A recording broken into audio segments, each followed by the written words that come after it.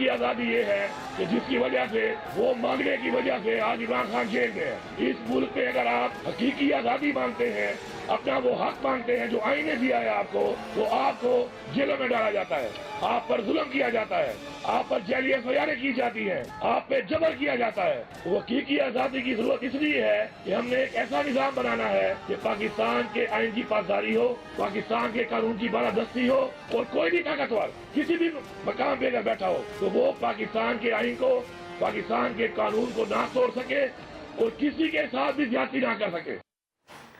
بسم اللہ الرحمن الرحیم، السلام علیکم ناظرین۔ پاکستان نے امریکہ کو دو ٹوک جواب دیا۔ گزشتہ دنوں امریکہ کے کانگریس اراکین نے صدر جو بائیڈن کو خط لکھا تھا جس میں بانی پی ٹی آئی سمیت تمام سیاسی قیدیوں کو رہا کرنے اور سابق پرائم منسٹر کی حفاظت کے لیے پاکستان سے ضمانت کا مطالبہ کیا تھا۔ اس خط کے جواب میں آج پاکستان کے 160 اراکین پارلیمنٹ نے پرائم منسٹر شہباز شریف صاحب کو خط لکھ دیا ہے اور امریکی کانگریس اراکین کے خط پر شدید تشویش کا اظہار کرتے ہوئے دو ٹوک الفاظ میں یہ واضح کہا ہے کہ امریکی عوامی نمائندگان کا خط پاکستان کے اندرونی معاملات میں مداخلت ہے۔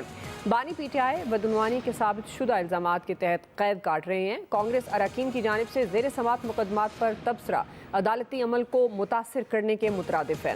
اراکین پارلیمنٹ نے خط میں یہ واضح کیا کہ بانی پی ٹی آئی کو مجرمانہ ریکارڈ پر آکسفورڈ یونیورسٹی نے چانسلر الیکشن سے باہر کیا، موجودہ تاریخ میں پاک امریکہ تعلقات میں سنگین بحران پیدا کیا اور ڈیجیٹل دہشت گردی سے سوشل میڈیا کو انتشار اور بدامنی کو ہوا دینے میں استعمال کیا۔ اراکین پارلیمنٹ نے خط میں لکھا کہ بحیثیت ممبر پارلیمنٹیرین ہم سمجھتے ہیں کہ پرائم منسٹر کے ذریعے کانگریس اراکین کو آگاہ کرے کہ پاکستان جمہوری چیلنجز سے نابرد آزما ہے جسے انتہا پسندی کی سیاست نے مزید پیچیدہ بنا دیا ہے۔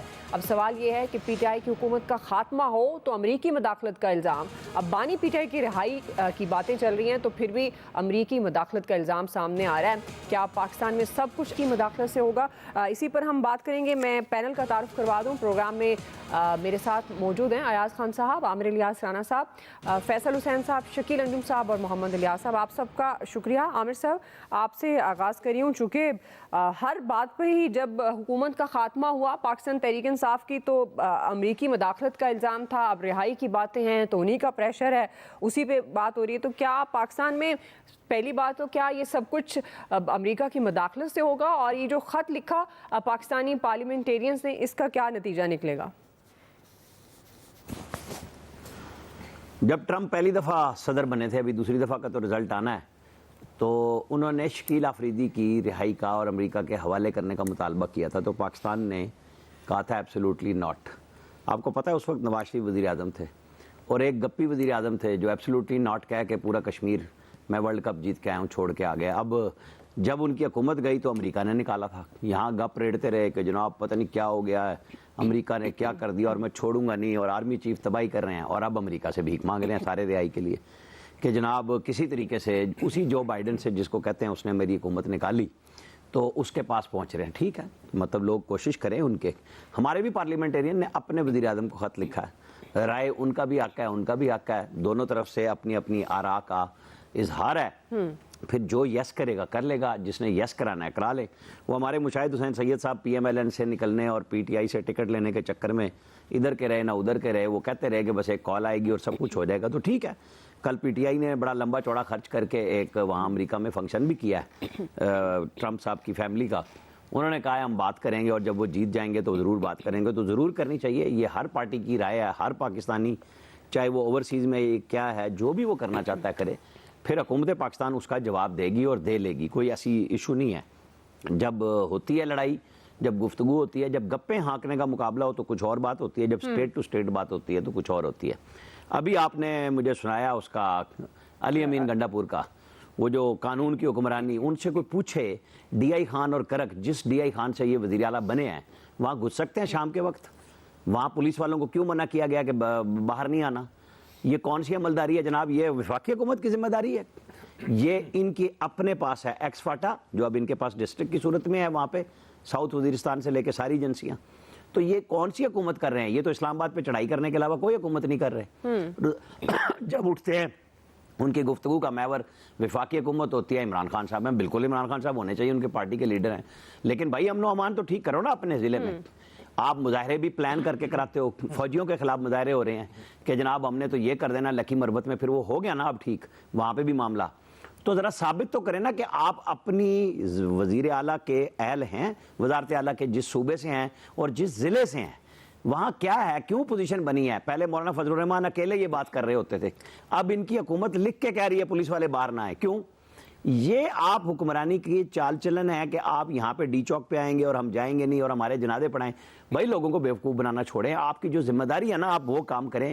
آپ کے سلمان اکرم راجہ آج موجود تھے, آج عمر ایوب موجود تھے, ان لوگوں کو چاہیے کہ بالکل اپنی فائٹ کریں, پولیٹیکلی بھی کریں, لیکن جو صوبے کا ایڈمنسٹریٹر ہے اسے تو اپنا کام کرنا چاہیے نا, ان کاموں کی جواب دہی کرے جس کے لیے وہ وزیر اعلیٰ کا حلف لے کے بیٹھے ہوئے ہیں.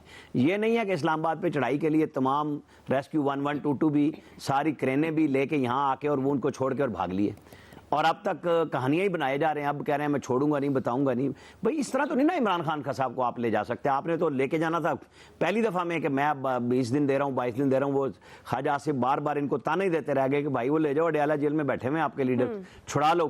اب آج ہائی کورٹ میں پہنچے ہوئے تھے, انہوں نے کہا ہم نے تو پابندی نہیں لگائی, ڈرامے کر رہے ہیں وہاں جانے کے لیے بھی. انہوں نے کہا ہم نے تو وزیر اعلیٰ کو پابندی نہیں لگائی, جب مرضی جا کے مل لیں. اس کا جواب نہیں تھا ان کے پاس. دیکھیں یہ پاکستان کو نا سوا ستیہ ناش کرنے والی کہانی ہے آج. اسی لیے ہماری ساری چیزوں میں ہم سٹارٹ میں بات کر رہے تھے پروگرام سے پہلے, میں کہہ رہا تھا آج تو ہوگی پی آئی اے. دیکھیں نا اب کیا حالات ہوئے ہیں کہ 85 ارب کی ریزرو پرائس رکھی ہے اور 10 ارب روپے کی بولی ایک وہ لگا رہی ہے کنسورشیم کمپنی جو ایک کیا کہتے ہیں ڈیولپرز ہیں. چلیں آپ نے 5 کو بھگایا یا وہ بھاگ گئے, اس کا جواب دینا ہوگا. خواجہ سعد رفیق نے بھی صبح ٹویٹ کیا تھا, اگر آپ نے آئی ایم ایف کے لیے یہ بولی رکھوائی تھی کہ دیکھیں جی ہم نے تو کی تھی, اب بولی اتنی کم لگی, اب ہم اس طرح تو نہیں نہ دے سکتے. ارے بھائی پھر بات کلیئر کرو, لوگوں کو سامنے بتاؤ. مطلب ان سے 10 ارب روپے کا مذاق کیوں بنوایا آپ نے اپنا.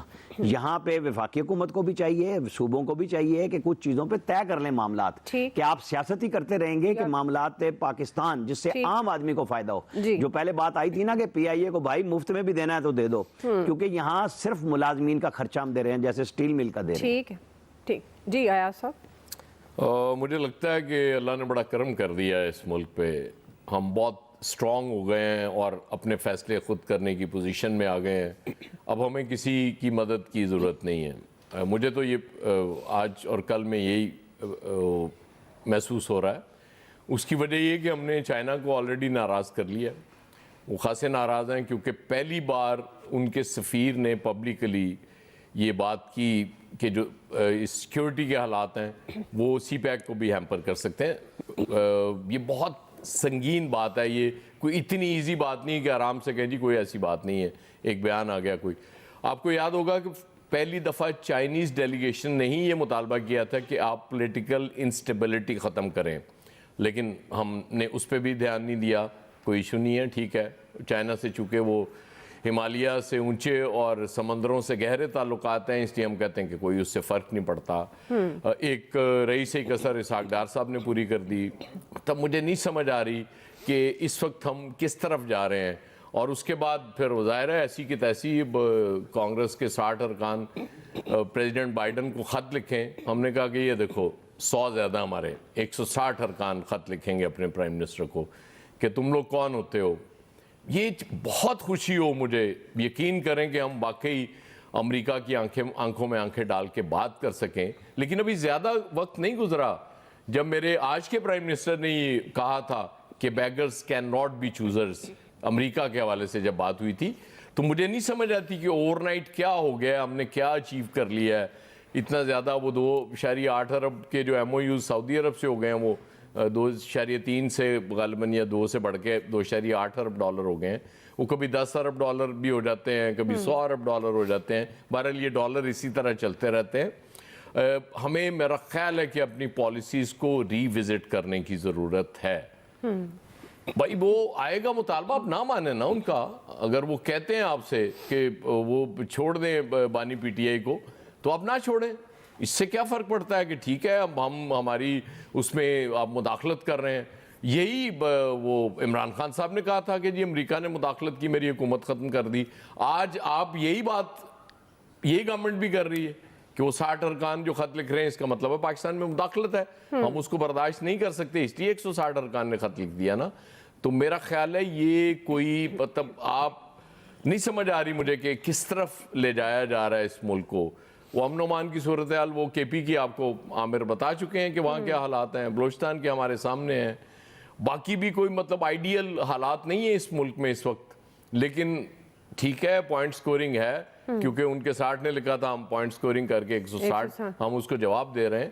میرا خیال ہے یہ کوئی سیریس ایفرٹس نہیں ہیں یہ اس ملک کے لیے, مجھے تو ٹھیک نہیں لگ رہی. بہرحال ہر بندے کا ظاہر ایک اپنا اس پہ پوائنٹ آف ویو ہوتا ہے. میرا پوائنٹ آف ویو یہ ہے کہ یہ بچگانہ حرکتیں ہم نہ کریں تو بہتر ہے. چائنا سے بھی فوری طور پہ جو معاملات ہیں ان سے ٹھیک کرنے کی کوشش کرنی چاہیے. ہاں امریکہ کو چھوڑ دیں, ابھی ظاہر الیکشنز ان کے ہونے والے ہیں, لیکن بلا وجہ میرا نہیں خیال کہ کوئی کہیں آپ کو لڑائی مول لینے کی ضرورت ہے. ہاں پہلے اپنے پاؤں پہ کھڑا ہو جائیں, پھر بالکل صحیح ہے پوری دنیا کی آنکھوں میں آنکھیں ڈال کے بات کریں ایسی کی تیسی کسی کی, پھر ہم سوورن خود کو ڈکلیئر کرتے ہوئے اچھے بھی لگتے ہیں. اس سے پہلے یہ ایبسولوٹلی ناٹ جو ہے نا, میرا اس کو تھوڑی دیر کے لیے اب سائڈ پہ رکھ دیں. جی فیصل صاحب. دیکھیے بات یہ ہے کہ جن اراکین اسمبلی کی اپنی حیثیت ایک مشکوک ہے, وہ آج تک یہی ثابت کرتے پھر رہے ہیں کہ ہم فارم 47 نہیں فارم 45 والے ہیں. وہ اب کسی کو خط لکھیں گے دنیا نے اس کو کیا قبول کرنا ہے؟ پھر آپ جو بیانیہ امریکہ کو بیچنا چاہ رہے ہیں, کیا یہ بیانیہ آپ پاکستان میں بیچنے میں کامیاب ہو گئے؟ تو پھر آپ امریکہ کو بھی خط لکھیں. آپ کا بیانیہ تو آپ کی قوم نہیں خریدنے کو تیار ہے, تو آپ کیا جو امریکہ کو راضی کریں گے؟ بس انہوں نے لکھا, اس کے جواب میں آپ نے لکھ دیا. اگر برابری کا مقابلہ کرنا تھا تو ٹھیک ہے, اس میں آپ جیت گئے. آپ کی خط کو کس نے اہمیت دینا ہے؟ آپ اپنی جو ریٹ ہے کیا پاکستان میں امپوز کر لیتے ہیں؟ کہ آپ کا جو فارم 47 کا داغ ہے آپ اس کو دھونے میں جو ہے وہ کامیاب ہو گئے؟ پہلے یہ کام کر لیتے تو زیادہ بہتر تھا. خط لکھنا تو نہیں لکھنا, اس سے کیا آپ کو فرق پڑتا؟ آپ کی پرائیورٹی میں اب یہ چیزیں رہ گئی ہیں تو ٹھیک ہے.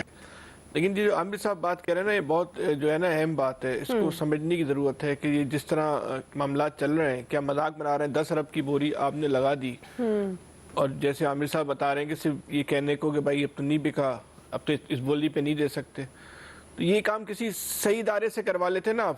اس کے لیے بھی آپ نے جس ادارے کو چنا ہے اس کی جو ریپوٹیشن ہے وہ اللہ معاف کرے سب کے علم میں ہی ہے, آپ لوگوں کے علم میں زیادہ بہتر ہوگی جو اس بلڈر کی اپنی ریپوٹیشن ہے. بہرحال جو بھی ہے, اب 10 ارب میں اگر پی آئی اے جا رہی ہے تو وہ والی بات تو ٹھیک ہے کہ جو پی آئی اے کے حالات ہیں اپنی جیب سے جا رہا تھا, فری میں دے دیں, فری میں دے دیں, بالکل دے دیں, لیکن کسی پراپر ادارے کو تو دے دیں نا, کسی پروفیشنل ادارے کو تو آپ فری میں دے دیں, فری میں دے دیں. اسٹیل مل بھی وہ افتخار چودھری صاحب نہیں ہوتے تو اسٹیل مل جو ہم نے اس کے کھربوں روپے بھوکی ننگی قوم نے بھرے اس سے بھی آتے, لیکن افتخار چودھری کی وجہ سے وہ بھی پیسے جو آپ کے نہیں آئے. ابھی پی آئی اے کو دے دیں, اچھا ہے, جان چھٹ جائے گی, لیکن کسی پراپر ادارے کو تو دے دیں. آج بھی پی آئی اے کے پاس جو سلاٹس ہیں وہ کسی بھی ادارے کے پاس نہیں. پاکستان میں کوئی نیا ادارہ آئے گا اس کو والی سلاٹس نہیں مل سکتی. وہ پی آئی اے کی اصل طاقت ہے جس کو یہ لوگ شو نہیں کرتے.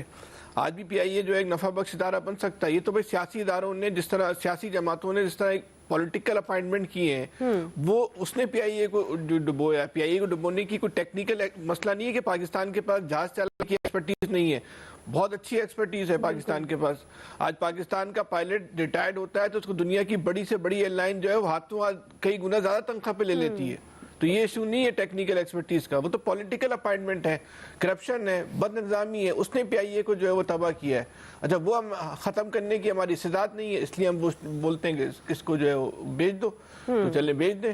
لیکن بیچنے کے بعد یہ کام کرنا تھا جو آپ نے, کیوں, وہ بالکل صحیح بات کی عامر صاحب نے, کیوں آپ اپنا مذاق بنواتے ہیں؟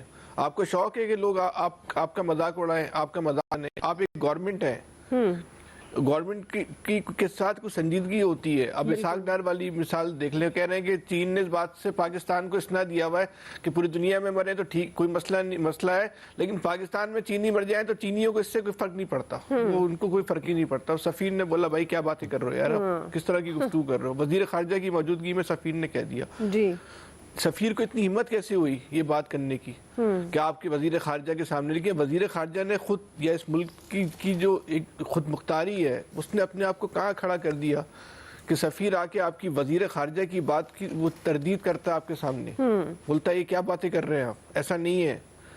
خدا کی پناہ, یہ پاکستان کو چلا رہے ہیں آپ, یہ ملک کو چلا رہے ہیں, ملک کو آپ نے جو ہے وہ مذاق بنا کے رکھ دیا. کس طرح اور کب تک چلائیں گے؟ اس وقت پاکستان کو کہتے ہیں نا وہ جو سپریم کورٹ کا فل کورٹ ہونا چاہیے، اس وقت پاکستان کو ایک خود فل کورٹ کی ضرورت ہے جس میں سیاستدان بھی بیٹھے ہیں، اسٹیبلشمنٹ بھی بیٹھے، عدلیہ بھی بیٹھے، ایسا ایک فل کورٹ ہو جس میں سب بیٹھ کے طے کر لیں بھائی اس پاکستان کو چلانا کیسے ہے۔ یہ طے شدہ بات ہے، جس طرح اس وقت آپ چلا رہے ہیں اس طرح پاکستان نہیں چل سکتا۔ جتنی جلدی آپ سمجھ جائیں آپ کے لیے بھی بہتر ہے، ہمارے لیے بھی بہتر ہے۔ صحیح جی شکیل انجم صاحب۔ دیکھیے دعا، جو آپ کا بنیادی سوال ہے پی ٹی آئی کے حوالے سے اور امریکی مداخلت اور پھر اس کے جواب میں ہمارے جو اراکین اسمبلی ہیں ان کا خط، تو مجھے یہ لگتا ہے کہ پی ٹی آئی جو ہے وہ کنفیوژن کا شکار ہے، اس کے خود کنسپٹ جو ہے وہ کلیئر نہیں ہے، کیونکہ خان صاحب کے خلاف جب عدم اعتماد آئی تو انہوں نے یہ نعرہ لگایا کہ مجھے سائفر کے ذریعے امریکہ نے نکالا ہے اور انہوں نے کہا کہ اب جو ہے ناٹ ہوگا اور امریکہ سے ہم آزادی حاصل کریں گے، اور اس کے بعد جب ان کو قید ہوئی وہ جیل میں گئے تو پھر انہوں نے ساری جو امیدیں ہیں اور پوری پارٹی ہے انہوں نے امریکہ سے ہی لگا دی، اور خاص طور پر جو امریکی انتخابات ہونے جا رہے ہیں اور ٹرمپ کا الیکشن، وہ یہ سمجھتے ہیں کہ شاید عمران خان ٹرمپ کی پسندیدہ شخصیت ہیں، جیسے ہی وہ صدر بن جائیں گے امریکہ کے تو عمران خان رہا ہو جائیں گے۔ دوسری جانب آپ دیکھیں کہ عمران خان صاحب ہمیشہ یہی کہتے کہ ہم امریکی مداخلت کو جو ہے وہ قبول نہیں کریں گے۔ اسی طرح اگر ہم دیکھیں کہ جس طریقے سے یہ جو جوڈیشل ریفارمز ہوئیں اس کے اوپر پی ٹی آئی نے اپنا پورا انپٹ دیا، 10 اجلاس ہوئے، 10 کے 10 اجلاس میں گئی، پارلیمانی کمیٹی کا حصہ بنی، اور اس کے بعد جب مولانا نے مسودہ تیار کیا مولانا نے تو وہ مسودے پر راضی ہو گئی، اور اس کے بعد جب ووٹنگ کی باری آئی تو پھر وہ ووٹ ڈالنے نہیں گئی۔ اسی طرح جب چیف جسٹس کی تعیناتی کا مسئلہ تھا تو اس کے اندر بھی وہ پارلیمانی کمیٹی جو بنائی گئی اس کے اندر نام دے دیے، اور وہ منصور علی شاہ جو چیف جسٹس بننا چاہ رہے تھے، سینئر ترین تھے اس وقت، اور ان کا نام بھی لیا جا رہا تھا، پیپلز پارٹی بھی شاید ان کے نام پر راضی تھی، جے یو آئی کی جانب سے بھی ان کا نام پٹ کیا گیا، اور جو کامران مرتضیٰ ان کے ممبر تھے انہوں نے تو جسٹس یحییٰ آفریدی کے حوالے سے ووٹ بھی نہیں دیا۔ تو اگر یہ 3 لوگ وہاں پر جاتے تو میرا یہ خیال ہے اگر یہ واقعی سیریس تھے تو پھر شاید چیف جسٹس بن جاتے منصور علی شاہ۔ تو پی ٹی آئی خود ہر حوالے سے آپ ان کا کوئی کام دیکھیں، مطلب جب اقتدار میں تھی تو خود اقتدار چھوڑ دیا، اس وقت قومی اسمبلی سے چھوڑا انہوں نے، پنجاب حکومت چھوڑی، کے پی چھوڑی، گلگت بلتستان کو چھوڑا، اور اس کے بعد پھر احتجاج شروع کر دیا۔ تو یہ مطلب اگر آپ نے اقتدار میں رہنا ہے تو اقتدار جب آپ کو ملتا ہے تو آپ احتجاج کی طرف چلے جاتے ہیں، جب آپ اقتدار میں نہیں ہوتے پھر احتجاج شروع کر دیتے ہیں۔ تو ایک کہیں نہ کہیں کنفیوژن ہے پوری پارٹی کے اندر، اور جس طرح سے گنڈا پور صاحب کے بیانات آتے ہیں وہ روزانہ کی بنیاد پر جو ہے بڑھ کے مارتے ہیں، اور وہ کہتے ہیں کہ میں ڈی چوک آؤں گا، اور اگر سینئر موسٹ چیف جسٹس نہ لگائے گئے تو پورا پاکستان بند کر دیں گے، پھر وہ چیف جسٹس کی حلف وفاداری کی تقریب میں بھی ہوتے ہیں۔ تو یہ ساری چیزیں اگر اس طریقے سے پارٹی چلانی ہے، لوگوں کو کنفیوز کرنا ہے، تو میرے خیال ہے پہلے پی ٹی آئی کو اپنے اندر کلیئرٹی لے کر آنی چاہیے کہ ہم نے کس طرف جانا ہے۔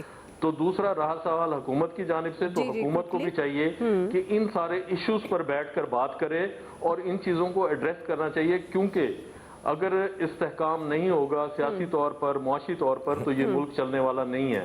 آج کے حوالے سے آپ نے دیکھ لیا اتنی بڑی ایئر لائن جس کے اثاثے 185 ارب روپے کے ہیں، اور اس کی جو بولی دی گئی ہے وہ ایک جہاز کی قیمت نہیں ہے۔ تو ایسی صورتحال میں پھر پاکستان کا اگر مذاق بنوانا ہے تو پھر اسی طریقے سے مذاق بنتا رہے گا، اور ہمارے حالات تو اسی طرح رہیں گے۔ ہمیں کسی سمت کی ضرورت ہے اور ہمیں مل کر اس سمت کا تعین کرنا چاہیے۔ جی الیاس صاحب۔ دیکھیں یہ تو بڑا ایسے ہے کہ سائفرز کے ذریعے گورنمنٹ توڑی گئی کا الزام لگایا گیا تھا۔ اب دوسری ہے کہ گورنمنٹ کو دوبارہ لانے کے لیے، ان کو باہر جیل سے نکالنے کے لیے پھر ایک خط ادھر سے لکھ دیا گیا۔ تو یہ کانگریس کی جانب یہ عجیب سی صورتحال ہے۔ اس میں سے یہ دیکھنا چاہیے کہ جو خط لکھا گیا ہے اس کو ان کو گورنمنٹ کو دیکھنا چاہیے، اس کو کنسیڈر دیکھیں، تعلقات اس سے خراب ہوتے ہوئے دکھائی دیں گے اگر اس خط کو نہیں لیں گے۔ خط کو دیکھیں کہ انہوں نے کہا کہ پولیٹیکل جو وکٹمائزیشن کی جا رہی ہیں جو ہیں ان کو باہر لے کے آنا ہے۔ تو اس کو یہ دیکھنا چاہیے کل، کیونکہ یہ لابنگ ہوتی ہے، لابنگ کے ذریعے جو کل پاکستان کو کنسیڈر کیا جاتا ہے، تو یہ دیکھیں یہ اس طرح نہیں کہا جاتا کہ جی ہر چیز کی مداخلت ادھر سے ہی ہوتی ہے ہاتھ میں. تو اگر ہمیں ان کے ساتھ چلنا ہے تو یہ چیزیں دیکھنی پڑیں گی، ساری چیزیں اس کو دیکھنا چاہیے. یہ معمولی خط نہیں ہے کہ خط کو اس طرح کیا جا رہا ہے. کل پھر وہ یعنی خط لکھا گیا تو انہوں نے آگے جواباً خط لکھ دیا، تو ظاہر ہے اس میں یہ اس طرح لکھ کے نا ملک کا مذاق اڑایا جائے گا کہ جی یہ یہاں تو ہم اتنے اسٹرانگ ہوں کہ اس طرح کے ہولڈ کر سکیں جو چیزیں وغیرہ، تو کل ہمیں کوئی ادھر سے ایڈ یا کوئی چیز اس طرح، کیونکہ ہمارا ملک میں اس طرح تو نہیں ہے پاؤں پر کھڑا ہوتا ہے کہ جی اس طرح چلے.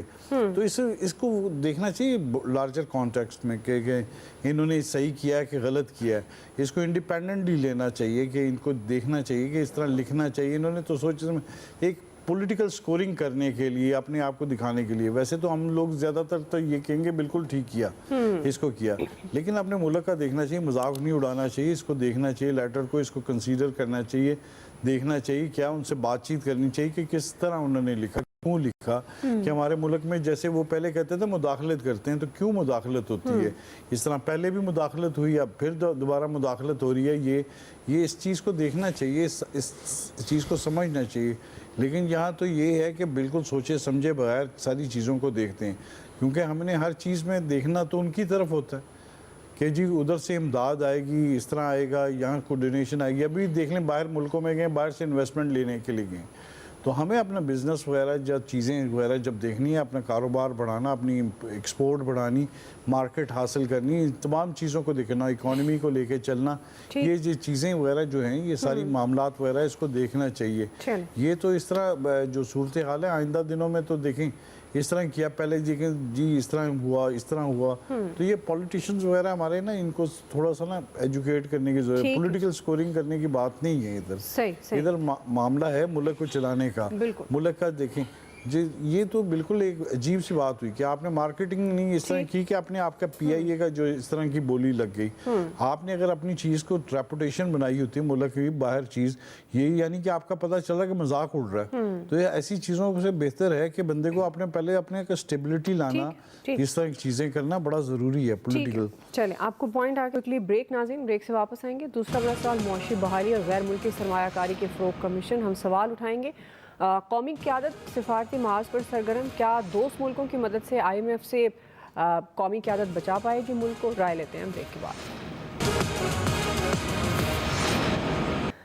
ناظرین، سفارتی سطح پر معاشی بحالی اور غیر ملکی سرمایہ کاری کے فروغ کا مشن جاری ہے. اس وقت پوری سیاسی قیادت سرگرم دکھائی دے رہی ہے. پرائم منسٹر شہباز شریف سعودی عرب کے بعد قطر کے دورے پر ہیں، اور اس سے پہلے سعودی عرب نے پاکستان کے لیے سرمایہ کاری کا حجم 2.2 ارب سے بڑھا کر 2.8 ارب ڈالر کرنے کا اعلان کیا ہے. صدر آصف علی زرداری بھی 4 نومبر سے چین کے دورے پر جا رہے ہیں، جہاں اپنی چینی ہم منصب سمیت اعلیٰ حکام سے ملاقاتیں کریں گے اور سی پیک سمیت علاقائی صورتحال پر تبادلہ خیال کریں گے. ناظرین، روس کے نائب وزیر دفاع نے بھی پاکستان کا دورہ کیا اور آرمی چیف سمیت اعلیٰ حکام سے انہوں نے ملاقاتیں کی، جہاں دو طرفہ تعلقات کو مزید مضبوط بنانے کا عزم کیا گیا. مگر آئی ایم ایف معاہدے کے معاملے پر حکومت کو بڑے چیلنجز کا سامنا ہے.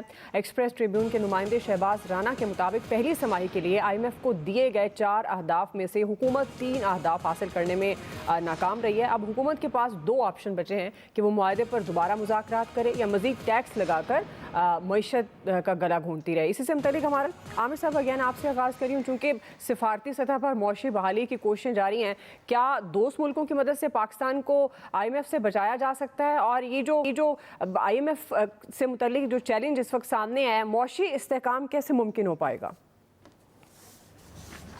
وہ دعا جانے دیں، کوئی مسئلہ ہی نہیں ہے. آئی ایم ایف کیا ایشو ہے؟ ہم جو ہیں اس کام کے لیے ہم پہ ٹیکس لگائیں گے، ہم دینے کے لیے تیار بیٹھے ہیں.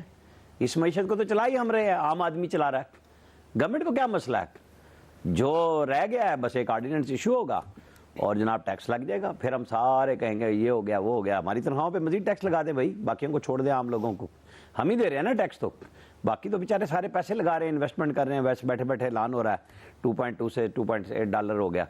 ٹھیک ہے جی، بہت اچھا ہو گیا، آپ نے سب کچھ کیا.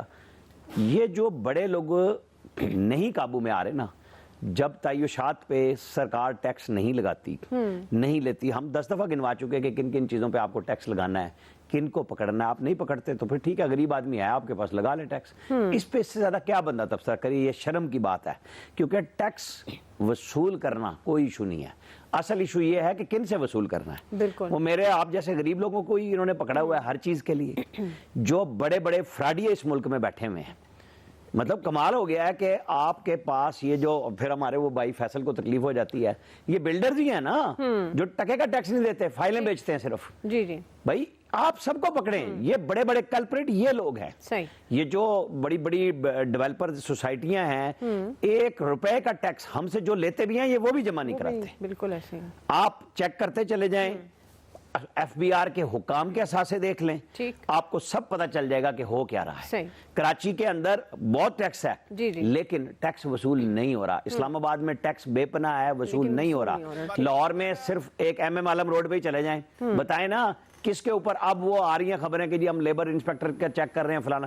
अरे भाई जिनकी सेल कई एक दिन में 20-25 लाख रुपए की है, सेल है, ठीक है, वो टैक्स कितना दे रहे हैं? आप बात साल की छोड़ दें। ठीक जी। अयाज साहब, अब दुआ, सबसे पहली बात तो ये कि इम्पोर्टेंट है जरदारी साहब का दौरा चाइना का, जो 4 नवंबर से करने जा रहे हैं। रवायती तौर पे भी पीपल्स पार्टी के अयाज साहब, सॉरी, वो देखें अयाज साहब, वो जरदारी साहब का तो पाँव फ्रैक्चर हो गया दुबई में, अभी खबर आई है, हमारी स्क्रीन पे भी है। फिर इनकार अल्लाह सेहत दे, 4 हफ्ते के लिए उनके ना पाँव बैंडेज हो गई है। वो फिर हाँ जी, उधर से तो नहीं कि इनकार हो गया। बहरहाल अल्लाह ताला सेहत दे जरदारी साहब को। आमीन। मुझे वो बहुत इंपॉर्टेंट लग रहा था इन हालात में। तो उसी आज चाइना ने निशाने पे रखा है। दूसरा टाइम कम है थोड़ा। वो प्राइम मिनिस्टर साहब वाकई बड़ी मेहनत कर रहे हैं सऊदी अरब। मुझे कल एक चीज़ बड़ी अजीब लगी, वो मतलब पता नहीं क्यों कि वजीर सरमायाकारी के साथ हमारा प्राइम मिनिस्टर खड़ा होके मीडिया टॉक कर रहा था।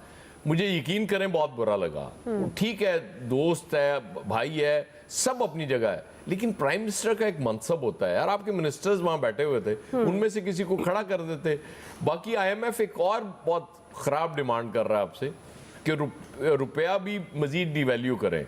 ये रुपया डिवैल्यूएशन इसकी रुकी है तो हम थोड़ा सा सांस लेने के काबिल हुए हैं। अगर उस तरह, और इसाक डार साहब कह चुके 16% ऑलरेडी ये मार्केट से नीचे है, तो अगर ये हमने उनका मुतालबा मान लिया, टैक्स तो खैर हम दे ही देंगे ना जितना भी वो मांगेंगे, हम हमारे में जरूरत ही नहीं इनकार की, लेकिन ये काम अगर हो गया ना तो यकीन करें कि फिर चीज़ें बहुत बेकाबू हो जाएंगी। मैंने लगता है दुआओं से गल आ गई। जी फैसल साहब,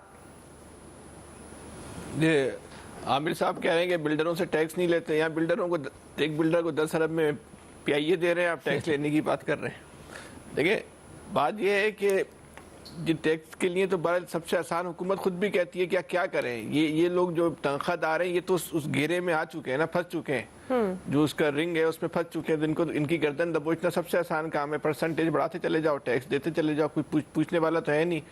आप यकीन करें कि अगर आपके बराबर में कोई कारोबारी आदमी रहता होगा ना, और उसकी जो जिंदगी, उसकी जो लाइफ होगी आपसे सैकड़ों गुना बेहतर होगी, लग्जरी लाइफ गुजार रहा होगा।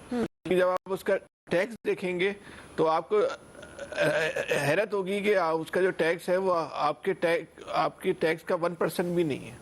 ये जो है ना एक अलमिया है कि यहाँ पे जो है ना वो ताकतवर आदमी, जो अरबपति आदमी, जो उससे आप टैक्स लेने को तैयार ही नहीं है, लेना ही चाहते, और लेने की आपके अंदर इस्तेदाद ही नहीं है। बहरहाल IMF की शर्त है तो बस ठीक है, हमारी गर्दन जो हाजिर है, हमने क्या करना है, थोड़ा बहुत चीख चिल्ला के रो पीट के वक्त को धक्का देना दे देंगे। जी शकील अंजुम साहब, देखिए तो थोड़ी सी उम्मीद पैदा हुई, तंजीम का इजलास हुआ, उसमें जो लोग आए उसके बाद के, और IMF से डील के बाद कि शायद कोई मईशत का पहिया हल्का फुल्का चलना शुरू हो जाएगा। लेकिन अब और मौजूदा जो सूरत हाल है उससे तो ये लगता है कि हुकूमत के पास इस सारी मईशत और मुआशी बहरान से निकलने के लिए कोई प्रोग्राम नहीं है, और हुकूमत चाहती भी नहीं है कि वो यहाँ से निकले। और मुझे लगता है जो खबरें आ रही थी और हुकूमत को लगता था शायद वो घर चले जाएंगे, उसके मुताबिक तो ऐसे ही लगता है कि हुकूमत ने गलत आदाद व शुमार देकर IMF से डील की कि ये टाइम तो गुजारें जो 2-4-5 माह हैं, उसके बाद आगे देखा जाएगा। अब ये बताएं कि अब जो अगला मुआहदा होगा, जो अगली किस्त लेनी होगी हुकूमत को, जब ये अहदाफ पूरे नहीं होंगे तो फिर हुकूमत कहाँ खड़ी होगी? मेरे ख्याल हुकूमत के पास एक ही प्रोग्राम है कि जो सैलरी पर्सन है उसका टैक्स बढ़ा दें, बिजली की कीमतें बढ़ा दें, गैस की कीमतें बढ़ा दें और अपने डे टू डे अफेयर चलाएं। और इसके लिए कोई जामिया पॉलिसी नहीं है कि एक्सपोर्ट को कैसे बढ़ाया जाए, किस तरीके से जो है मुल्क को चलाना है। अभी तक की जो सूरत हाल है वो तो ये, और टैक्सों की भरमार होगी। जो आम आदमी पहले पिस रहा है वो मजीद टैक्सों के बोझ तले दब के मजीद पिसना शुरू हो जाएगा। जी इलियास साहब। देखिए टैक्सों के इनको गवर्नमेंट को सारा पता है कि टैक्स नेट बढ़ाने के लिए क्या करें। अभी देखें रिटर्न्स भी तो इनकी बढ़ गई, अब रिटर्न के साथ टैक्स आना भी ज़रूरी है। उस सेक्टर को टैक्स लेके आना, इनको पता है कि टैक्स कहाँ से चोरी हो रहा है, किस तरह करना है, कंसीलमेंट किस तरह पकड़नी, सब चीज़ें हैं। और कई केसेस इनके पास रिपोर्ट्स वगैरह भी पड़ी हैं, इन्होंने स्टडी की होती है, लेकिन फिर नहीं उस पर काम होता क्योंकि टैक्स इकट्ठे ही नहीं करते। इनके पास ऐसे जो सिस्टम है जिसको कहते हैं इंटीग्रेटेड सिस्टम जो है वो क्यों नहीं चला रहे, उसको डिले हुआ। पहले कई अफसरान उनको खुदे लाइन जो लगाया जो उन अफसरान को, फिर अफसरान को दोबारा तैनात करके दोबारा वो काम सारा सिलसिला वही चल रहा था। तो इस सिस्टम को ठीक करने के लिए इनको अपने आप को सबको पहले ठीक करना पड़ेगा, क्योंकि मुल्क के लिए रेवेन्यू को ठकरना है। यहाँ वो टैक्स गुजार तो बढ़ाएंगे, साथ में रेवेन्यू जो बढ़ाया जा सकता है, कौन से सेक्टर, अभी सेक्टर्स तमाम जो सेक्टर्स हैं उनको देखा जाए, उससे पता चले। अब एक मार्केट है वो एक यानी कि पता चल रहा है टैक्स इतना कम दे रहे हैं कि उसकी जगह तो दूसरे देखें कि तनख्वाहदार कितना टैक्स दे रहे हैं। अब सारे इनके पास रेशो है, सारी है, एक घंटे में कितना बिजनेस होता है, रात को मार्केटों में जाके इनका सर्वे करती हैं टीमें, इनको सब पता, लेकिन फिर नहीं करते। बल्कि इनके अफसरान को देखें, उनके अफसरान की हालत ठीक होती जाती है, रेवेन्यू इकट्ठा नहीं हो रहा। बिल्कुल सही है, कोई मैकेनिज्म ही नहीं बना पा, ना ही कोई इस हवाले से कोई जामे हिकमत अमली इनके पास है। बहरहाल आप तमाम एक्सपर्ट्स का बहुत शुक्रिया। लेकिन नाज़रीन हम अभी ब्रेक पर जाएंगे, ब्रेक से वापस आएंगे, पोलियो से मुतालिक बात करेंगे क्योंकि पोलियो केसेस में तशवीशनाक हद तक इजाफा हुआ मुल्क में। हम सवाल ये उठा रहे हैं कि पाकिस्तान के लिए पोलियो से छुटकारा पाना चैलेंज क्यों बन गया, और इसके लिए हमारे साथ हमारी मेहमान डॉक्टर दुरे शहवार साहिबा भी हमारे साथ मौजूद होंगे। आप भी हमारे साथ रहिएगा। वेलकम बैक नाज़रीन। मुल्क में पोलियो वायरस के फैलाव में एक बार फिर ख़तरनाक हद तक इजाफा देखने में आ रहा है। रवां साल मुल्क भर में 43 केसेस रिपोर्ट हो चुके हैं और इस तशवीशनाक सूरत हाल के पेश नज़र 6 रोज़ा कौमी इंसदाद पोलियो मुहिम ज़ोरों शोर से जारी है और 3 नवंबर तक 5 साल से कम उम्र 4.5 करोड़ बच्चों को पोलियो से बचाव के कतरे पिलाए जा रहे हैं। इसके अलावा क़ुव्वत मदाफ़त बढ़ाने के लिए विटामिन ए सप्लीमेंट्स भी फराहम किए जा रहे हैं। इस वक्त पाकिस्तान के 71 अजला हैं जिनमें पोलियो वायरस ख़तरनाक सूरत हाल इख्तियार कर चुका है। पोलियो वायरस के खात्मे और इस कौमी मिशन में लेडी हेल्थ वर्कर्स और सिक्योरिटी एहलकार फ्रंट लाइन पर काम कर रहे हैं, घर घर जाकर पोलियो के कतरे पिलाते हैं और आपके बच्चों को सेहतमंद मुस्तकबिल के लिए अपनी जानों के नजराने भी पेश कर रहे हैं। आप भी आगे बढ़ें, जिम्मेदार शहरी होने का सबूत दें, कौमी जिम्मेदारी है, इसको निभाएं, अपने बच्चों को पोलियो के कतरे पिलाएं और उन्हें उम्र भर की माजूरी से बचाएं, क्योंकि फैसला आज करना है अगर कल बच्चे को चलना है। इसी पर हम तफसील से बात करेंगे। हमारे साथ मौजूद हैं आगा खान यूनिवर्सिटी हॉस्पिटल कराची की माहिर इत्फाल कंसल्टेंट डॉक्टर दुर्रे शहवार साहिबा। बहुत शुक्रिया आपका डॉक्टर साहिबा। डॉक्टर साहब, सबसे पहले तो ये जो बुनियादी बात, ये जो रवां साल अचानक इतनी बड़ी तादाद में पोलियो केसेस रिपोर्ट हुए, इसकी क्या वजह है डॉक्टर साहिबा? देखिए, सबसे पहले किसी भी मुल्क में अगर पोलियो का केसेस पाया जाए तो इसका मतलब जो उसका एनवायरमेंटल सैंपल है ना, यानी जो हमारे सीवरेज के सैंपल्स, उसके अंदर पोलियो वायरस बहुत ज़्यादा पाया जा रहा है। अगर हम पिछले दिनों की बात करें, लास्ट 19 मंथ्स में हमारे पास एक भी पोलियो केस नहीं था और अब जो है वो अचानक इस साल शुरू हुआ है केसेस। पहले हमारे पास सिर्फ एनवायरमेंटल सैंपल पॉजिटिव था और अब केसेस। जब भी एनवायरमेंटल सैंपल पॉजिटिव ज़्यादा होता है तो इसका मतलब होता है कि वायरस जो है वो अपना जोर पकड़ रहा है और वो किसी भी बच्चे को मुतासिर कर सकता है। और अगर एक भी बच्चा मुतासिर होता है तो फिर बहुत तेजी से बाकी बच्चों को मुतासिर होने के चांसेस हो रहे होते हैं। तो ये क्योंकि इसमें बड़ी जिम्मेदारी वालिदैन की भी होती है, अब तो क्या पोलियो के शिकार बच्चों की ज़िंदगी किस कदर मुश्किल हो सकती है, ये भी बताइएगा, और क्या इलाज से म्यार ज़िंदगी में बेहतरी लाना मुमकिन है? देखिए, पोलियो एक लाइलाज मर्ज है। इससे जिस्मानी कमजोरी होती है। जिस्म का कोई भी आज़ा, यानी अपर लिम्ब, ऊपर के बाजू, लोअर लिम्ब, या दोनों अपर एंड लोअर लिम्ब जो है ये भी माजूर हो सकते हैं। कोई भी मस्कुलर ऑर्गन जो है जैसे कि डायफ्राम है वो भी माजूरी के बाइस बन सकता है, जिसकी वजह से बच्चे को सांस लेने में दिक्कत होती है और डेथ भी हो जाती है। इस साल के केसेस में भी अभी हमारे पास जो है वो 4 केसेस ऐसे हैं जो एक्सपायर हुए हैं, बच्चे वो मान तो देखें, अगर माजूरी हो गई तो वो तो आपकी इरिवर्सिबल है। फिर अगर उसको बचाने के लिए तो सबसे बेहतरीन तरीका यही है कि आप पोलियो के 2 कतरे हर बच्चे को, 5 साल से उम्र की जो कम बच्चे हैं उनको, चाहे वैक्सीनेशन हुई भी हो उनकी या आने वाली हो और ईपीआई वैक्सीनेशन हो चुकी हो, तब भी उनको पोलियो के ड्रॉप्स जरूर पिलाने। किसी को पोलियो से बचाव के लिए कम से कम 15 से 20 डोजेस पोलियो ड्रॉप्स की मिलना जरूरी है।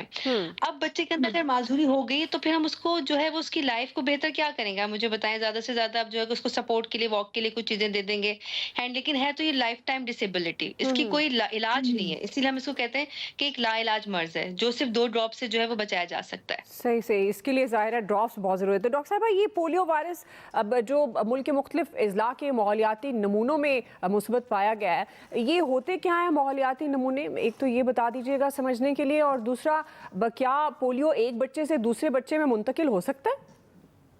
देखिए, माहौलियाती सैंपल एक्चुअली पोलियो वायरस का जो स्प्रेड है ना वो वाया सेवरेज सिस्टम यानी ओरोफिकल रोड के थ्रू होता है। यानी अगर कोई भी बच्चा है जिसके अंदर पोलियो वायरस मौजूद है तो वो अपने फुजला के अंदर उस वायरस को सिक्रीट कर रहा होता है और उसके जरिए वो सेवरेज लाइन में मिलता है और सेवरेज लाइन के जरिए उसकी जो है वो स्प्रेड होता है। इसीलिए जब भी किसी भी जगह का अगर हम पोलियो का सर्वे करते हैं तो केसेस के साथ साथ उसका एनवायरमेंटल सैंपल कंपलसरी होता है, और अगर वो भी पॉजिटिव होता है और केसेस नहीं है तो वो मुल्क कभी भी पोलियो फ्री नहीं हो सकता। तो हमें जो दिक्कत है वो यही है कि हमारे यहाँ सैंपल भी पॉजिटिव है और केसेस भी पॉजिटिव हैं।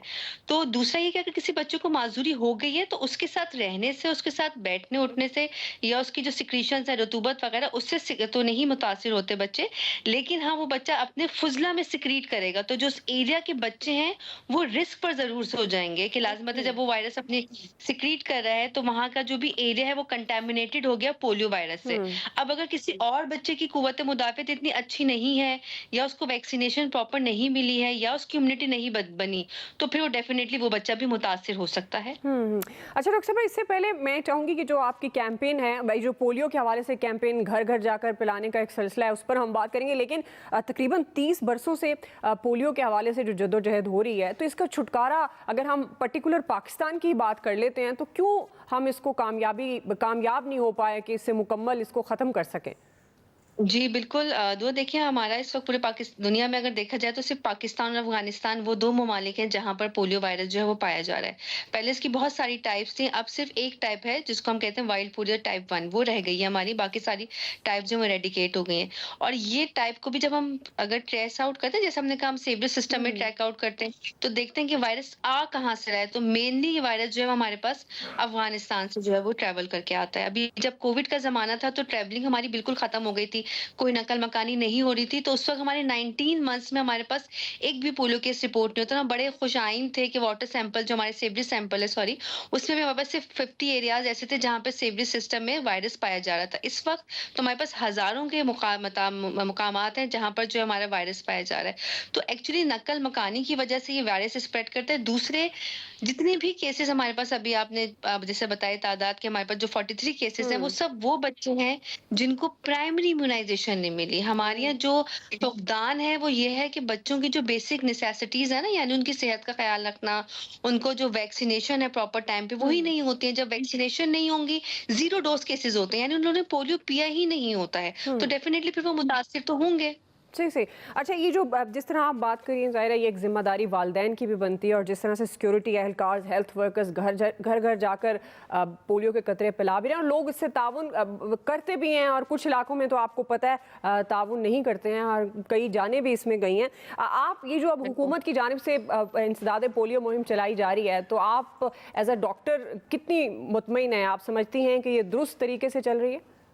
बिल्कुल, देखिए अब तो सोशल मीडिया का प्लेटफॉर्म्स है, हमारे जो वर्कर्स हैं वो घर घर जाते हैं, यूनियन काउंसिल्स के नंबर पे जो वो कैंपेन्स बन जाते हैं, कैंप्स लगते हैं, हॉस्पिटल्स के अंदर अब जो है पोलियो बूथ बना दिया गया है।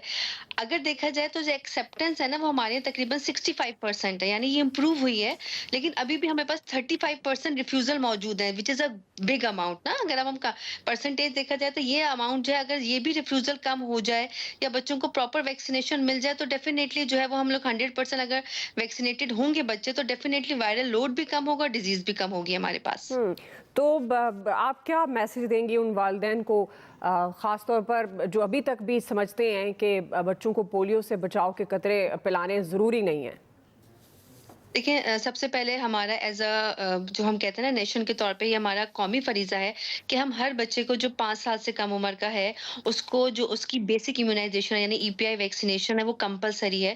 جو بچوں کو پیدائش سے لے کے 9 مہینے تک قطرہ پلائے جاتے ہیں اس میں ہر ویکسین کے ساتھ پولیو کے ڈراپس پلائے جاتے ہیں جو کہ کمپلسری ہیں. اس کے بعد جب بھی کوئی بھی کیمپین آئے تو آپ والدین کی ذمہ داری ہے کہ اپنے گھر پر اگر آ رہے ہیں ورکرز یا آپ کے نیئر بائی جو بھی ہاسپٹل ہے وہاں جا کے ضرور سے پلوائیں. دیکھیں وہ بچہ بھی فیصلہ نہیں کر سکتا کہ اس کے لیے اگر جسمانی معذوری ہو گئی وہ تو لائف ٹائم کی ہے نا اس کے لیے. وہ 5 سال کے بعد یہ سوچے گا کہ مجھے اگر یہ 2 قطرے مل جاتے تو شاید مجھے زندگی بھر کی یہ معذوری نہ ہوتی. تو ہمارا قومی فریضہ یہ ہے کہ ہر بچہ جو 5 سال سے کم عمر ہے جب بھی اس کی ویکسینیشن ہو جب بھی پولیو کیمپین آئے تو اس کو ضرور سے پولیو کے 2 قطرے ضرور پلائیں. کیونکہ اگر ہمیں اپنے ملک کو صحت مند اور ترقی یافتہ کرنا ہے تو اس کے لیے ہمارے بچوں کا صحت مند ہونا بہت ضروری ہے. بالکل آپ نے درست بات، ذمہ دار شہری ہونے کا ثبوت دینا چاہیے، قومی ذمہ داری نبھانی چاہیے. بہت شکریہ ڈاکٹر درے شہوار صاحبہ ہمارے ساتھ موجود تھی.